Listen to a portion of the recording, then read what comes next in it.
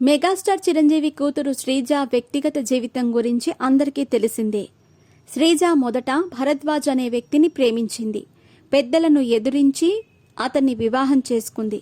శ్రీజ ప్రేమ వివాహం అప్పట్లో పెను సంచలనం సృష్టించిందనే చెప్పాలి. ఆ సమయంలో చిరంజీవి, పవన్ కళ్యాణ్లపై శ్రీజ సంచలన ఆరోపణలు చేసింది. భరద్వాజ్తో శ్రీజ కాపురం కొన్నాళ్లు బాగానే సాగింది.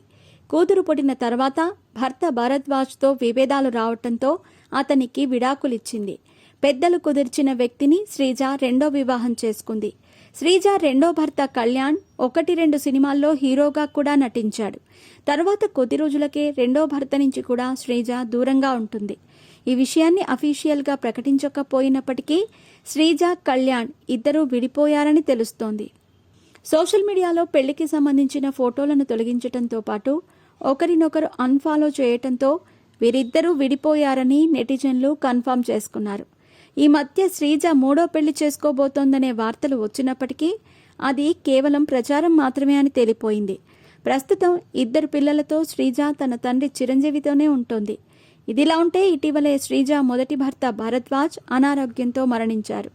శ్రీజతో విడాకులు తీసుకున్న కొన్నాళ్లకు అతను మరో అమ్మాయిని వివాహం చేసుకున్నాడు. అయితే గత కొంతకాలంగా అనారోగ్యంతో బాధపడుతున్న భరద్వాజ్ కొద్ది రోజుల క్రితమే మరణించాడు. ఇదిలా ఉంటే భరద్వాజ్తో శ్రీజ విడిపోవటానికి వరకట్నం వేధింపులే అని అప్పట్లో వార్తలు వినిపించాయి.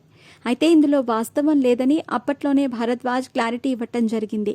దీనిపై భరద్వాజ్ మాట్లాడుతూ తాను వరకట్నం కోసం వేధిస్తున్నాను అనేది నిజం కాదని, అవి తప్పుడు ఆరోపణలు అని, దానికోసమే కోర్టుకి వెళ్లామని, కోర్టులో అది తప్పు అని తీర్పు వస్తుందని ఆశిస్తున్నట్టు తెలిపారు భరద్వాజ్.